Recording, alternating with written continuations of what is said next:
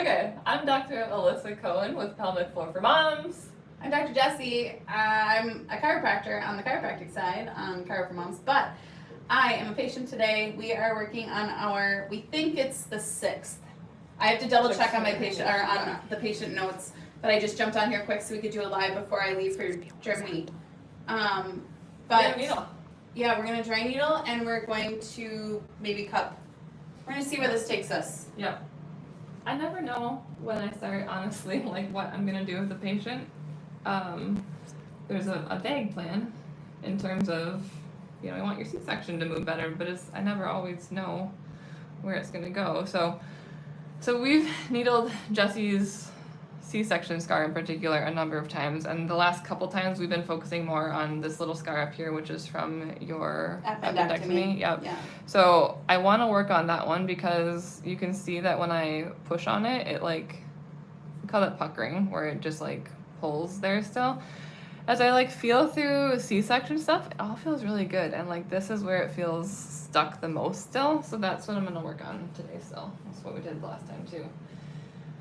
So we're gonna needle it a few times, and then we're going to cup it a little bit and see if we can get more motion out of things. And I love, I don't know if I love it, but it feels so effective when she cups it and pulls. Yeah, versus the movement with the cup. Sure, but yeah. I've actually been doing that more to other patients too, since pull. You said that. Yeah, Yeah, the pull and stretch, I guess. It feels like it's doing a lot.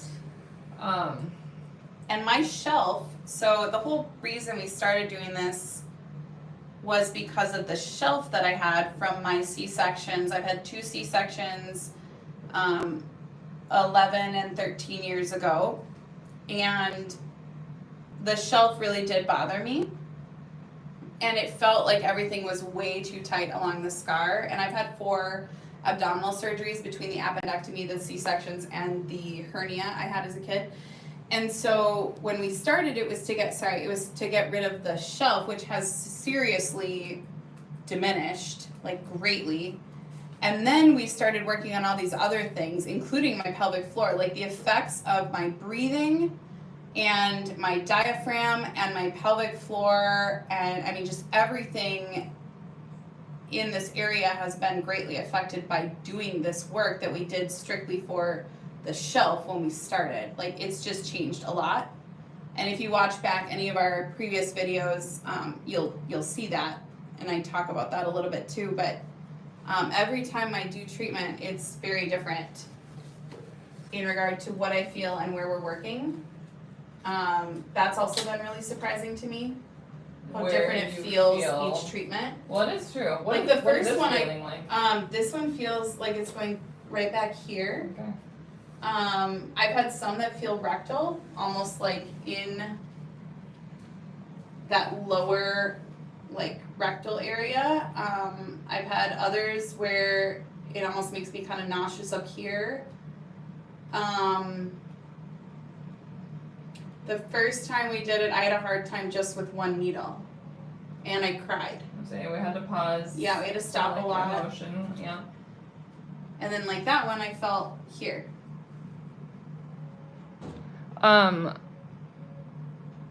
What you said your shelf is a lot better. Do you think it will get better?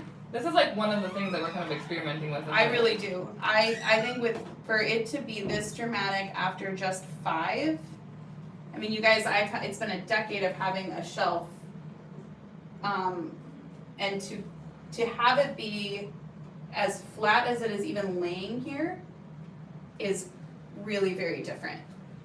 And even Steph asked, is it weight at all? Because I've lost some weight since we started this. But no, because there are times I've been less weight than even this, and the shelf has been very prominent. And I noticed it a ton with filming, because we film in the office all the time. And I look back on video, and it's pretty prominent. The way that, how tucked up this was and how kind of bubbly this was. So it's made a huge difference. And I really noticed it in a swimsuit. which is Well, yeah, for interesting. sure. I mean, that's, yeah. I'm tempted to needle your hip flexor on this Is it side. tight today? Oh yeah. Everyone is curious what we're doing, so do you want to just I'll recap again? Okay, so we are dry needling, or she is. Dr. Alyssa is dry needling my C-section scar for the 6th time. We're doing, or it's our 6th treatment for my C-section scar kind of shelf. But in working on my C-section scars, so I had 2 C-section scars. I had 1 appendix surgery, an appendectomy, and a hernia. So I've had 4 abdominal surgeries. But my C-section scars were 11 and 13 years ago. And she started working on the scar tissue for my C-section scars a few months ago. This would be what we believe is the 6th treatment. I still need to check notes on that, but we wanted to hop in and do this quickly before I leave for a couple of weeks. But did that answer questions? Okay. Honestly, Yes, well, no. from my perspective, I'll tell you what I am technically doing. Yeah, I love that. So this is, like dry needling uses like small little acupuncture-esque needles, so like very thin, bendy needles. I am like putting the needles through scar tissue, basically. So I feel with my hands to see where things like pucker or feel tight and restricted. And then I'm putting the needle through the scar tissue in that area. So when I put the needle in, I can feel the resistance of the scar tissue. I hit kind of a wall that I know isn't the abdominal wall just because I know where my needle is and whatever. And I can tell that it's tight scar tissue. And so then I'm trying to like break through. So like there's my resistance. The needle is not in that far. And so now I'm trying to get through that resistance, and now I'm on the abdominal wall. So I'm when we're needling scar tissue, I'm basically breaking it up. I'm bringing blood flow, and people ask me sometimes like when I needle tight muscles, like is it like a meat tenderizer? Not with tight muscles. There's a lot more like neurological change with scar tissue. I do think of it more as kind of like a meat tenderizer, bringing blood flow to help that scar tissue remodel. So basically find the barrier, go through the barrier, and that's where you usually then feel the symptom, right? Yep, and I don't feel much of this. Well, right now I'm stuck, now I'm through. I don't know if you can feel. No, I mean, it's so different from when we first started doing this. Like, dramatically different. And again, the thing that I always notice after the most, as far as like my daily, is my breath. It has become so much easier to take a deep breath, and I didn't realize that I couldn't until we started doing this work. So that's been really neat as well. And I did a bunch of lymphatic work last year with Dr. Amber, where it was a little more superficial, and I also noticed breath with that. This has been even more dramatic than that. That was still super beneficial, but this has been a lot just because it's so deep. I think it's always like patients ask us like, what should we do about X, Y, Z? What should I do with my scar? What would be best? Acupuncture, lymphatic work, whatever. I don't think you can ever really know until you try it in your body. I would agree. I would imagine that like different stuff impacts different people differently because like maybe someone else's lymph is more of the issue and maybe yours is more.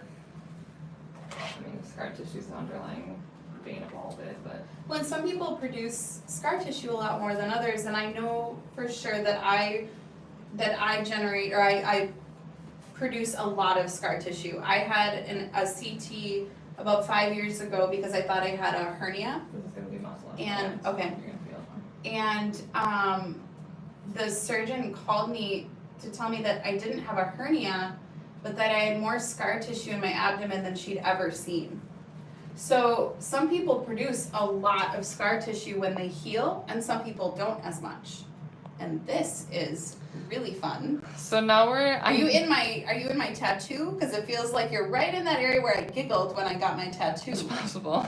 I can't. Because I feel like giggling right now, like I'm right on the verge of your tattoo, yes. Yeah, I'm So I'm needling iliacus now. Ooh. I'm needling muscle because it just felt tight, and I've not noticed a lot of restriction from like the hernia surgery that you talk about, But so I was just like feeling in that left lower quadrant, and what I thought was more muscular restriction, so I figured I would needle it.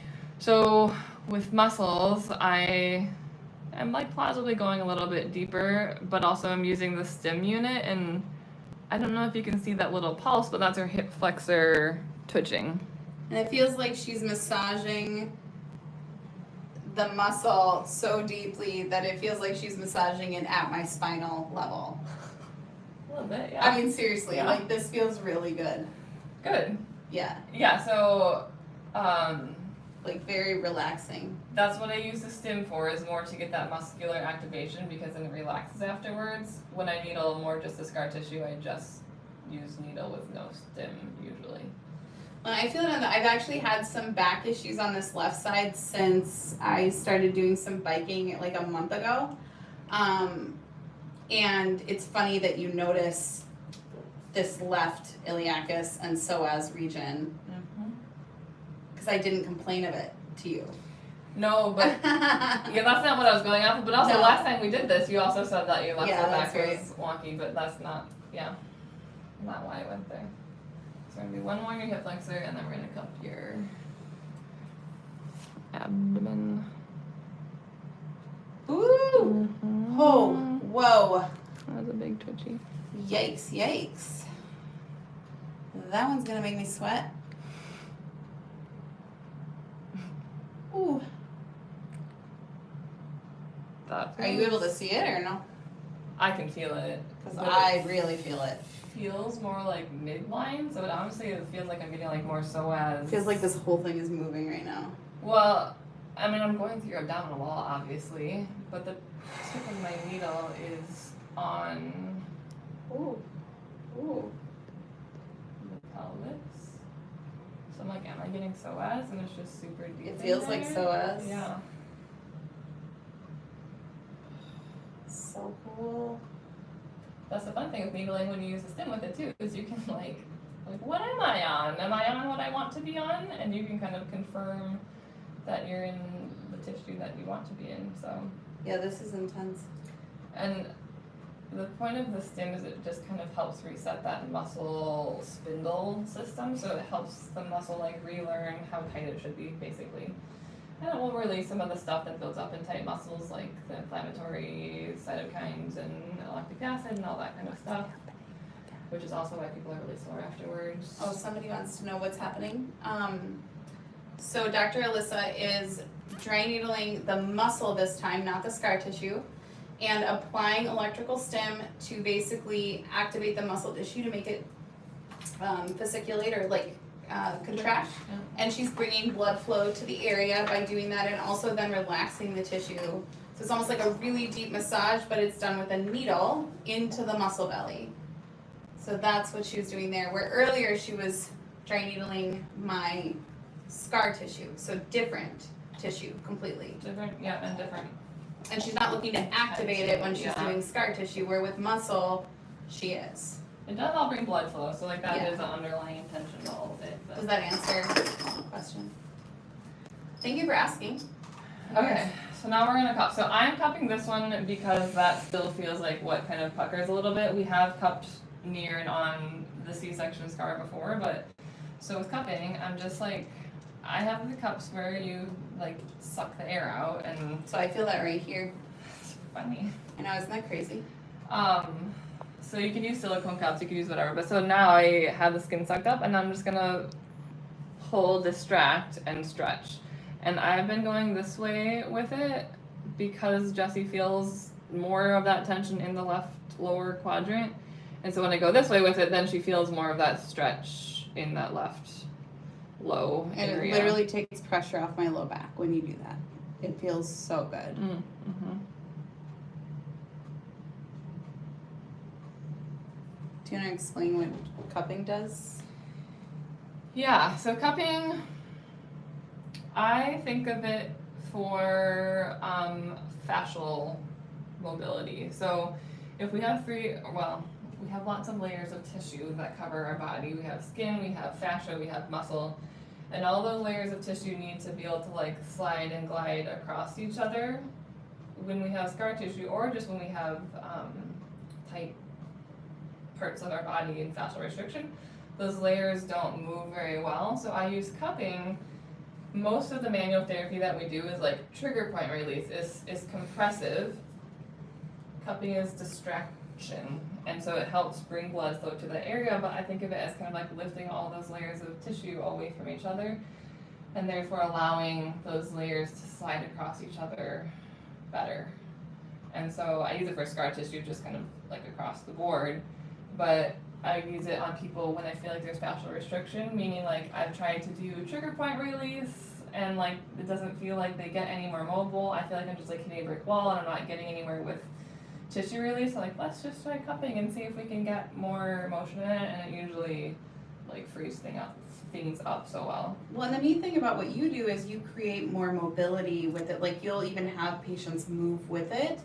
Where like sometimes if you're going to an acupuncturist to get cupping done, you're going to be laying there resting for a longer period of time. So it's the way that it's done can be different. Yeah, I think the intention is different too. I do too. Yeah. I do too. Are we good? Well, I just want to clarify, this is not a surgery. This is just not a surgery. Oh, yeah. Not a surgery at all. Just body work. Yep. After surgeries, I had 4 surgeries many years ago. And so we're just working on the tissue, just doing body work. So no surgery here. Not today. Okay, I think we're calling it. Yeah. Thank you everybody you. who participated. Enjoy your day. Bye.